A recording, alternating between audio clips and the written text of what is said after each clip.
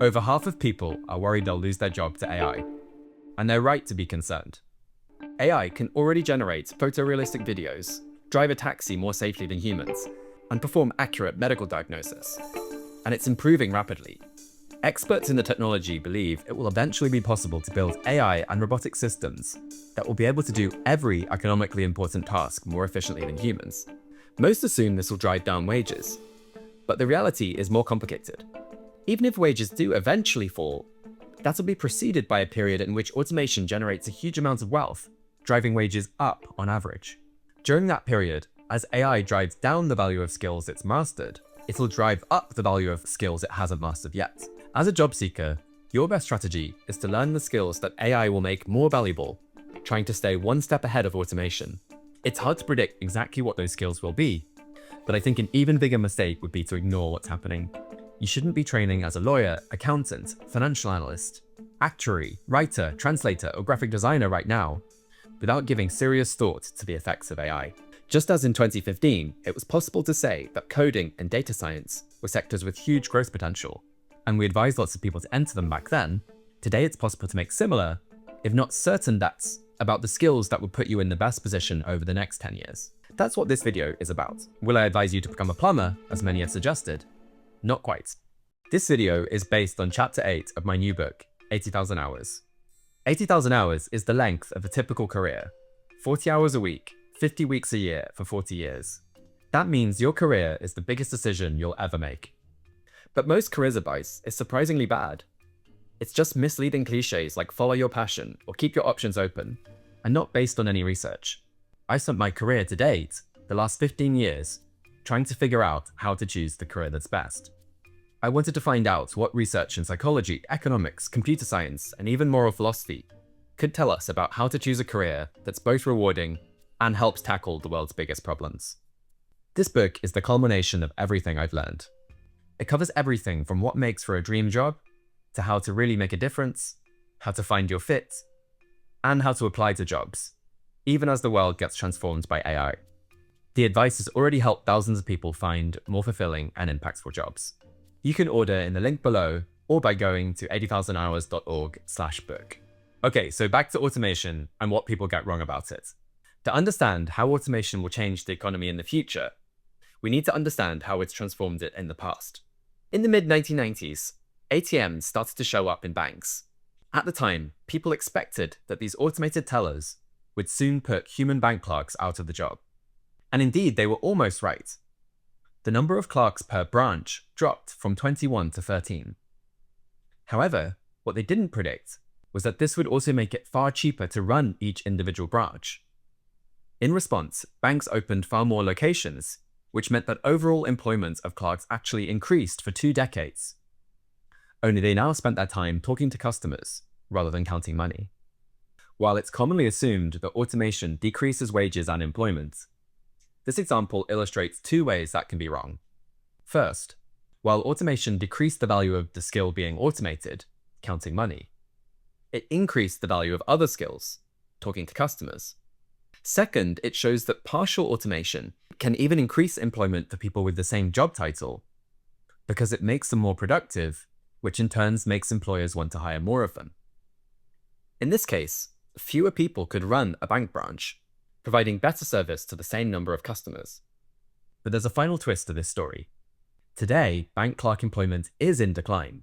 While partial automation increased employment, the more dramatic automation made possible by online banking did indeed reduce it. This is a common pattern. During the Industrial Revolution in Britain, textile production was automated significantly, following the arrival of the spinning jenny, the water frame, and the spinning mule through the 18th century. Productivity increased greatly, but the industry remained one of the country's biggest employers, with over 1 million workers. But the employment boom didn't last forever. As automation went even further with the development of the power loom, and as foreign competition intensified, employment went into decline a generation later.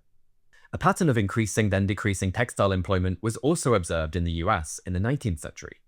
In the 21st century, some predicted that AI would soon replace radiologists. But so far, there are more radiologists than ever. This is probably because routine image analysis, the part AI is good at, is only about a third of what radiologists actually do. Most of their time is spent talking to patients, conferring with other specialists, and dealing with edge cases. So far, AI has made radiologists more productive rather than replace them. Sometimes automation means a smaller number of more highly paid workers using the new technology can replace a larger number of lower skilled ones. There are signs this is happening in software engineering. Hiring of the most junior engineers shows signs of decreasing. But as of this video, total employment is up and average wages have increased. Sometimes it has the opposite effect by making jobs easier to enter. The introduction of ride-sharing apps made it a lot easier to become a taxi driver. That reduced the wages of drivers by about 20%, but tripled the number of people doing the job. Going forward, we might see things like nurses with AI advice able to do work that would have required a doctor before. This doesn't mean that radiologists, software engineers, and taxi drivers will never see declining employment in their fields. Employment of cashiers, secretaries, telemarketers, and special effects artists have been in decline for years, as new technologies have automated their work. The point is, it's hard to predict when automation will switch from increasing employment to decreasing it. One intriguing possibility is that the pattern of rising, then falling employment we saw with bank clerks could happen to the human race as a whole. As AI and robotics improve, they might initially make people more productive, meaning the world gets wealthier and wages as a whole increase, only to collapse later. Economic models that allow for the possibility of full automation predict a rising then falling wage pattern. For example, the research institute's Epoch AI modeled what would happen if an AI capable of doing 10% of all economically important tasks is created in 2026, and an AI capable of doing 100% of tasks is created in the early 2030s. In their model, wages rise by 10 times until around 2037, creating a brief golden age for labor, before they suddenly crash to zero after the final tasks are automated. In contrast, if humans remain necessary for just 1% of tasks, the same model shows that wages increase indefinitely. The world gets richer and richer, and everyone works on that remaining 1% of tasks AI can't or is not allowed to do. The difference between 100% and 99% automation is enormous. This second scenario can be compared to agricultural automation. Historically, almost everyone on Earth worked in agriculture, and yet today in high-income countries, only a couple of percent of people do. So we could say that the majority of jobs in these economies have already been automated, and yet incomes in these countries are around 100 times higher now than they were back then. That means that on average, people have moved into much higher paying and often newly created jobs. In some countries, such as South Korea, much of this transition was accomplished in just one generation. Regardless of whether wages continue to rise or eventually fall, the coming decades are likely to be very disruptive for the people whose jobs are automated. My purpose here isn't to figure out the ideal societal response, but to help you navigate the years and decades ahead. If wages on average are going to increase initially, then even if the value of some skills are going down, the value of others must be going up. Your best strategy is to focus on learning those skills increasing in value, maximizing your contribution and wages in the time between now and full automation. 4 types of skills likely to increase in value in the age of AI. We've reviewed all the economics literature and recent data we could find about AI automation and combined that with some theory about how AI works to create the following 4 categories of skills more likely to increase in value due to AI. Which skills to focus on is a moving target, but you can use these categories to evaluate your options at the time. You'll want to look for skills that are valuable today and that satisfy at least 2 of the 4 categories. First, skills that are hard to automate. The best way to build an intuition for what AI can and can't do is to try to use the most cutting-edge tools to do real work. But we can also understand AI's limitations by looking at how these systems are trained. LLMs like ChatGPT are created by training them to predict patterns in primarily internet data. This makes them excellent at tasks that involve pattern matching, recall, and recombination of that data. And that turns out to be a lot. In 2017, experts assumed social skills and creativity would most resist automation. But today, therapy is a popular use of AI, and it's also surprisingly good at certain types of idea generation, creating visuals in novel combinations of artistic styles, or writing poetry most can't distinguish from the human authored stuff. The internet contains a lot of data that's relevant to many routine knowledge work tasks, things like fact-finding, translation, outlining basic context, and giving advice. And if a job is done on a computer, it's also easy to track how it's being done and gather even more data about how to do it. This is why most research finds that the tasks most likely to be affected by this wave of AI are the more routine aspects of white-collar jobs, especially those in the 70th to 90th percentile of income, which is those earning $100,000 to $200,000 per year in the US. On the other hand, AI remains bad at tasks totally missing from their training data. The internet contains huge amounts of text, but there's no equivalent store of data describing physical movement. Creating this data will require building physical robots with cutting-edge sensors and having them move around the real world. So unlike previous waves of automation, white-collar workers are likely to be affected before many blue-collar workers are. The physical tasks that will resist automation the longest will be the ones that require the most complex movement, that are done in unpredictable environments, and that require the highest reliability, because those factors increase how much data is needed to describe the task. Driving seems close to cracked, with Waymo operating fully self-driving cars in multiple cities and growing over 10% per month. But something like surgery or plumbing seems significantly further away. Does this mean you should retrain as a plumber? Probably not. While wages in blue-collar jobs might grow faster than many white-collar ones, they're starting from a lower base. Plumbing also doesn't look attractive on the other three criteria to come. In addition, some white-collar knowledge work skills will also prove hard to automate, which could make their value go up a lot too. What skills are those? Since 2024, leading AI models have become much more than simple LLMs. The LLM is used as a base model, but it's also taught to reason and complete tasks using reinforcement learning. This is a bit like learning through trial and error. The model tries to solve a problem, like a maths puzzle, is graded on the accuracy of its output, and is then adjusted in a way expected to make it more accurate next time. Reinforcement learning has led to dramatic progress in maths, coding, and answering known scientific questions, areas in which pure LLMs are very weak. That's because these domains have objective answers that can be verified immediately. But consider a task like building a company. It involves making judgment calls with no obviously correct answers, and success is determined over many years. It's much harder to get reinforcement learning to work for a task like this. Other examples might be things like starting a new community, directing a frontier research project, having a conceptual insight, or setting organizational strategy.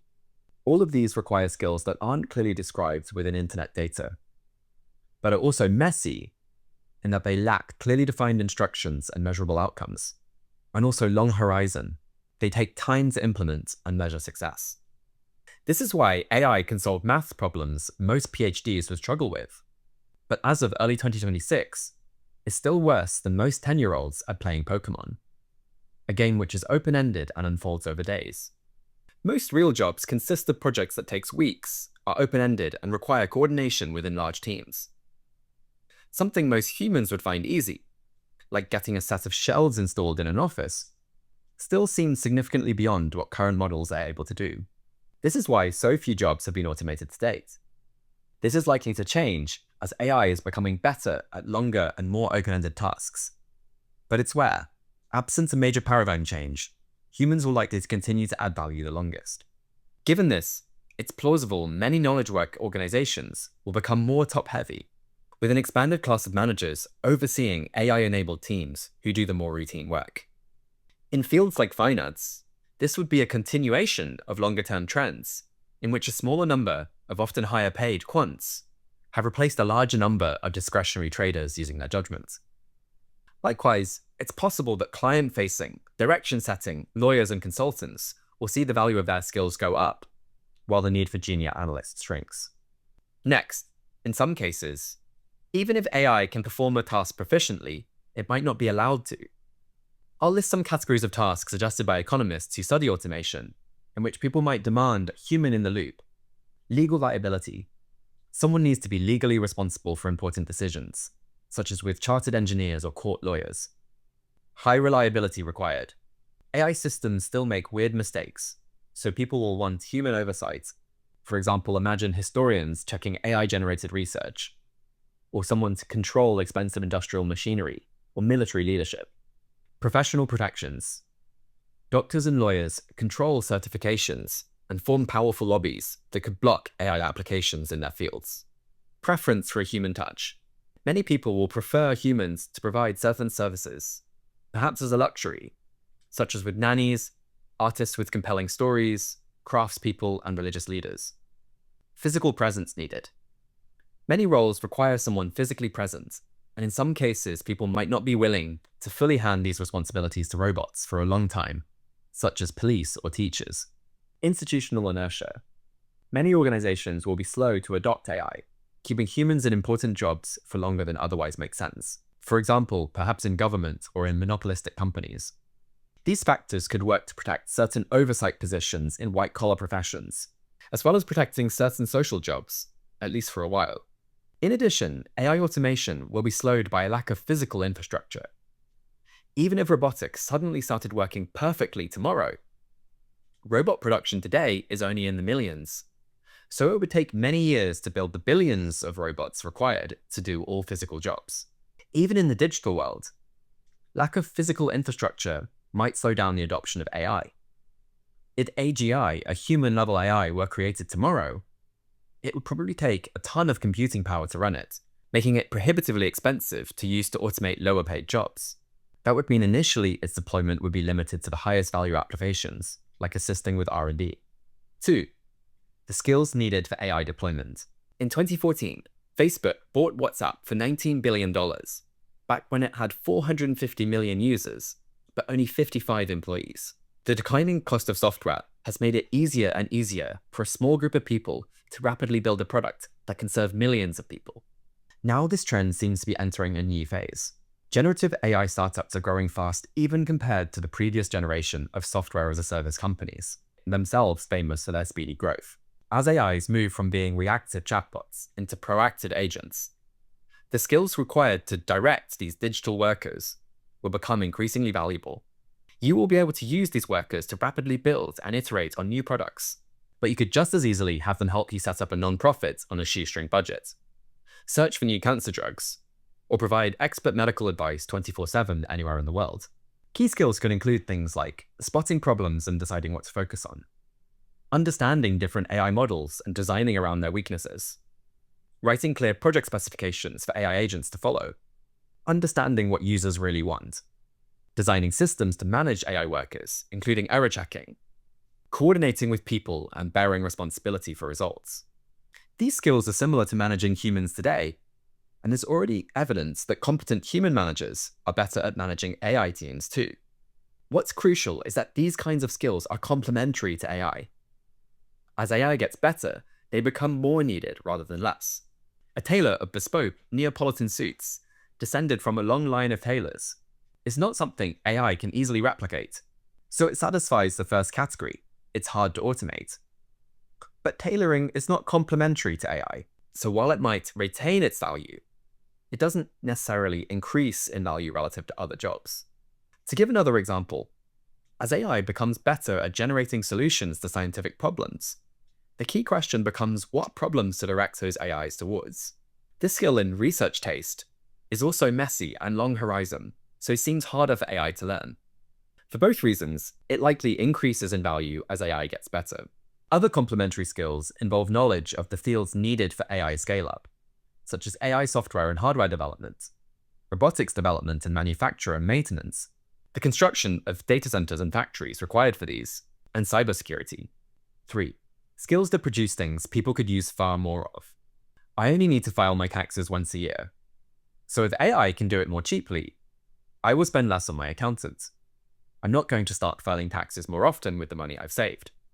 In contrast, as we saw with the arrival of ride-sharing platforms, made taxis cheaper and easier to use. And as a result, people took way more rides. There are many other areas where, as what's on offer gets better and cheaper, people use them more and more rather than less. As people get richer, they spend more of their income on healthcare, suggesting that even if technology made healthcare far more efficient, people would likely just simply use far more of it. Likewise, if luxury experiences like exotic travel suddenly became affordable, people would probably choose to travel a lot more. This is in contrast to jobs that exist to satisfy legal requirements, like licensing or certification, If they can be done much more efficiently using AI, people will simply hire fewer human workers. Other jobs, like nurses in the UK's National Health Service, have employment effectively set by the government. So even if they get more efficient at their job, wages and employment might not increase. Likewise, the number of academic jobs is not mainly set by market forces, which means their employment could remain steady even as AI makes researchers more productive. AI automation will also create a huge amount of wealth, potentially concentrated in the top 1% who own most capital, and therefore who own the AI systems that are doing the automation. Increased income inequality will spike demand for luxury goods. Something like providing personalized tea tasting events in San Francisco would be hard for AI to do, and would likely see increasing demand. 4. Specialized skills that are hard for others to learn. Consider a job like being a server in a fancy restaurant. People often eat out more as they get wealthier, and this is the sort of physical, social skills-heavy job where people might retain a strong preference for a human touch. So I expect there to be plenty of jobs like this going forward. However, it's also a job that other people can enter relatively quickly. The skills that will see the largest increases in value will be those where it takes time for the labor market to adjust. This favors learning specialized skills that match your unique strengths. For example, construction work is a complex physical job that will be harder to automate. However, a construction worker who learns a trade like an electrician and specializes in data centers is more likely to become a critical bottleneck and see the value of their skills increase faster than average. In fact, electrician wages in Virginia, where many data centers are being built, are already 37% above the national average. So which specific skills will be most valuable in the future? The most valuable skills are those that are needed in impactful jobs today, likely to increase in value due to automation, hitting at least 2 of the 4 categories just covered, are faster to learn relative to their value, so that each hour of learning yields a higher return. Spending 8 years in medical school is a much riskier proposition today, since we don't know what the job market will be like in 8 years. And ideally, the skills are transferable to many jobs and problems. So what are they? The first category is skills that are useful in almost every job. Although they're not all the classic work skills you'd list on your LinkedIn profile, they're often more worth learning because they'll make you more effective at everything else you want to do. First, deploying AI to solve real-world problems. If I had just one piece of advice right now, it would be to learn to use AI to accomplish real work. This advice has already become a bit of a cliche, but it's still often not applied. Some universities even try to ban their students from using AI, but as AI becomes more powerful, the skills involved in effectively directing AI systems increase in value. In particular, those that address the messy gaps where people will want a human in the loop. Having concrete AI expertise also makes you more credible when working on its social impact. 2. Taking care of yourself. Ambitious people often don't take care of themselves. This can make them burn out and ultimately be less successful. Taking care of yourself starts with the basics: getting enough sleep, exercising regularly, eating well, and maintaining your close friendships. Building these habits can have a big impact on your day-to-day energy and happiness. In addition, about 30% of people in their 20s have some kind of mental health issue. If you're one of them, learning to cope with it better is usually one of the best investments you can ever make, both for your own sake and your ability to help others. This often involves some type of therapy, such as cognitive behavioral therapy, CBT, and experience, which are practical, solution-focused, and have the clearest evidence base. You should also speak to a psychiatrist about other treatment options too. Trying to tackle the world's biggest problems will be challenging at times, so making yourself more resilient is well worthwhile. 3. Personal effectiveness and agency. It's often possible to significantly increase your productivity by developing good habits like setting daily goals and learning to run meetings. These skills are relatively quick to improve and help you in every job. On a more advanced level, if you can become the type of person who could work on difficult, ill-defined problems over many years, that'll be of huge value, and it's something AI is likely to continue to struggle with. 4. Prioritization, forecasting, and decision-making. In 2017, we did an analysis of which skills were most commonly required in the most attractive jobs, and found that judgment and decision-making came out top. Since then, the proportion of jobs that require decision-making skills has been expanding, and these jobs have seen faster wage growth than average. If you want to do good, these skills are probably even more important because some projects have much more impact than others, and these skills are needed to identify what's best. Looking forward, as technology makes it easier to get stuff done, the question of what's worth doing in the first place will become ever more important. 5. Social skills. Every job involves working with others, at least to some degree, and the importance of social skills has also been increasing over time.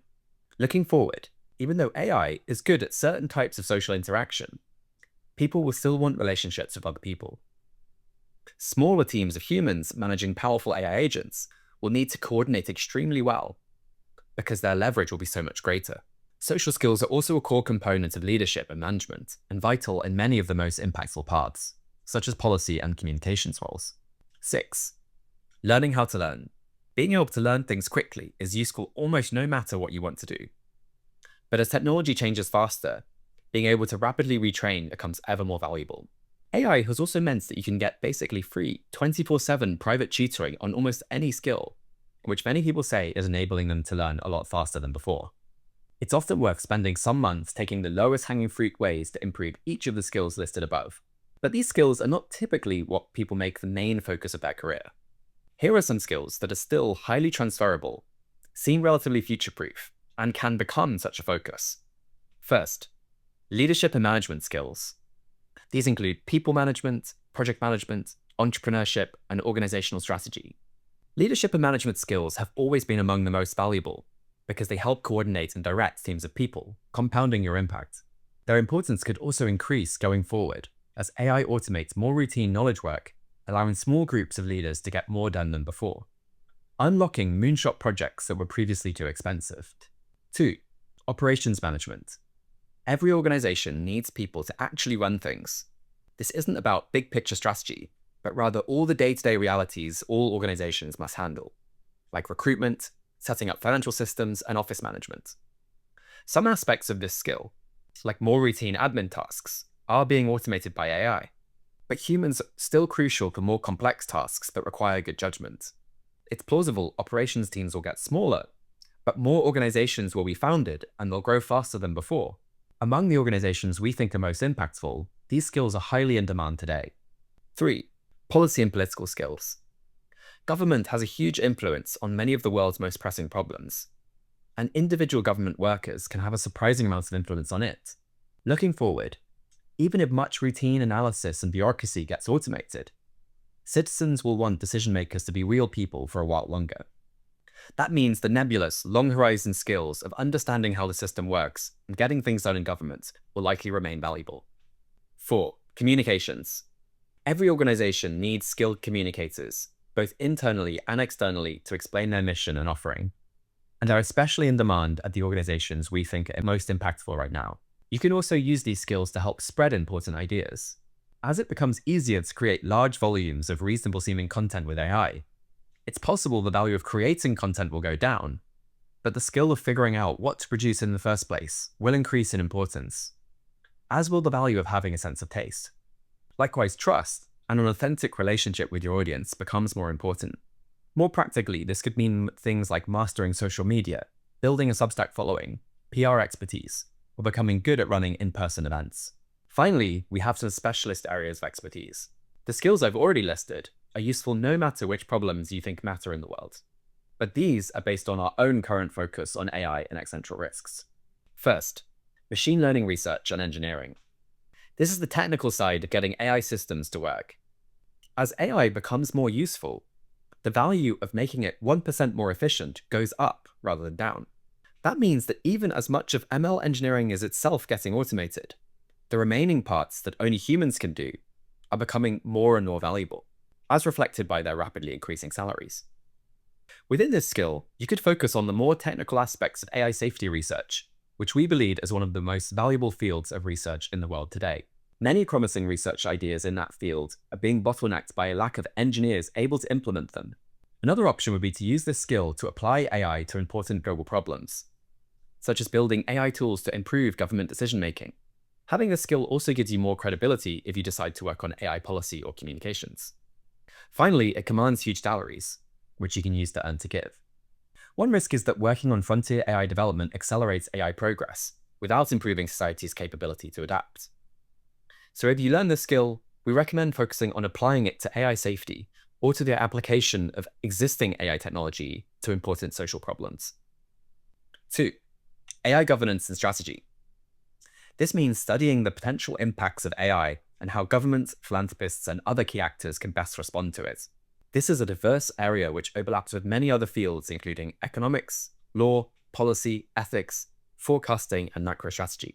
Given the risks and rapid rate of change, there's currently a huge need for more expertise of this kind. But not many people have more than a couple of years' experience at AI, so it's possible to get to the forefront relatively quickly. 3. Cyber and information security. As the world becomes more digital and robotics becomes more integrated into our lives, it becomes more and more important to guarantee these systems are secure. After all, no one wants to be kidnapped by their robot butler. At 80,000 hours, we're especially concerned about the theft of new biotechnologies and advanced AI systems themselves. It's hard to see how the coming years go well if these technologies can be immediately stolen by bad actors. And this skill is also extremely in demand commercially. 4. Expertise in an emerging power. China is likely to play a crucial role in shaping the coming decades, but decision makers in the West tend to understand China poorly and often fail to coordinate with it to solve global problems. This means expertise in China-West relations, and especially coordination around AI and other catastrophic risks, seems highly valuable. More broadly, the world is transitioning from an era of US dominance to a multipolar system with several great powers, including countries like India, Russia, and Saudi Arabia, expanding their spheres of influence. These dynamics are going to affect the development of many important issues going forward. 5. Expertise in AI hardware. AI chips may turn out to be the oil of the next century, or perhaps be even more important. Whichever country has the best and most chips will be able to deploy the most effective AI systems, and could therefore wield the most economic power. If this turns out to be the case, understanding how these chips work and how they are made could become one of the most valuable skills to possess. In particular, one avenue for the governance of AI systems focuses on the design and availability of chips. Among people working on reducing the risks associated with AI, there is vastly more expertise in software than hardware.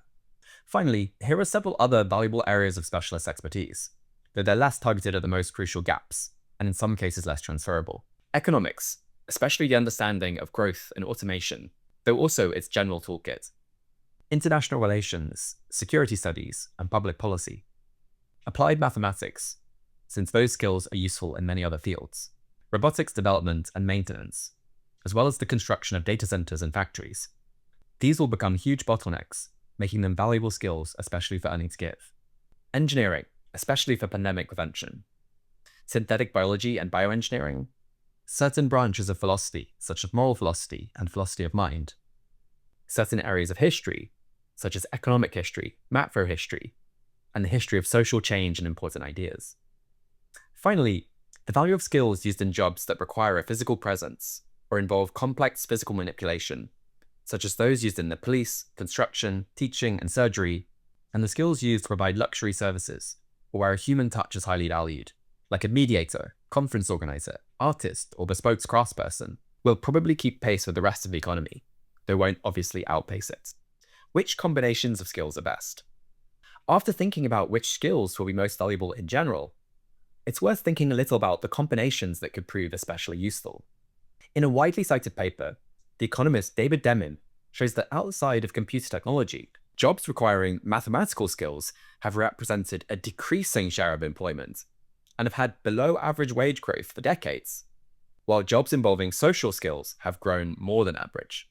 However, he also shows that the biggest growth has been for jobs that require both technical and social skills. This could be because that allows you to act as a bridge between more widely deployed technical systems and their real-world applications. In particular, we think there's a huge need for people who understand emerging technologies like AI and synthetic biology, but also have skills in policy and communication.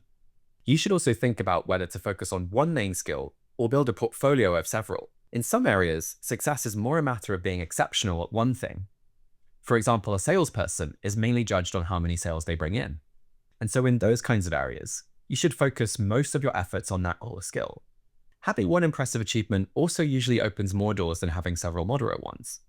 In other areas, however, it's useful to have an unusual combination of skills, becoming the best person in that niche. Many organization building roles require generalists with some knowledge of management, operations, marketing, communications, as well as sufficient understanding of what the organization actually does. But in every case, remember what the history of automation tells us about its likely future. While most people assume automation drives down wages, that's only true when it's nearly 100%. Until then, automation drives down the value of some skills, but drives up the value of others. The aim isn't to find a single job that will never be automated, but rather to ride the wave, moving into the skills that become the most valuable at each time. So that's what the skills are. But how do you actually learn these skills? And how do you know which in particular is the best for you? Well, I cover that in the rest of the book. So if you want to know, you're going to have to check it out, which by the time you're watching this, should be available wherever great books are sold. Sources, further reading, and links on how to learn each of these skills are available in the web version at 80,000hours.org, also in the links below. Thanks for watching.